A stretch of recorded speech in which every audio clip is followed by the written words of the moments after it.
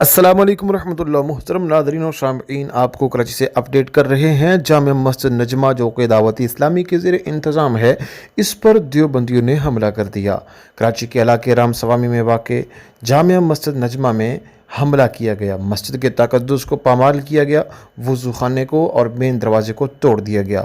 کیا اب یہ دیوبندی حضرات لوگوں کا ایمان برباد کرنے کے ساتھ ساتھ ملک کا امن بھی تباہ کرنا چاہتے ہیں؟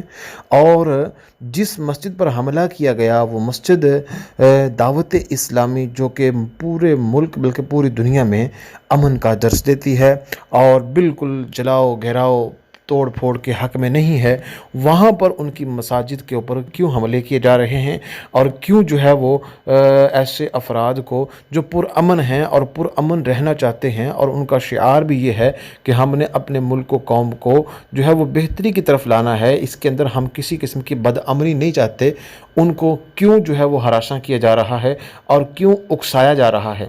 ہم حکومت وقت سے اس چیز کا مطالبہ کرتے ہیں کہ ایسے افراد کو جو ہے وہ فوراً لگام ڈالی جائے۔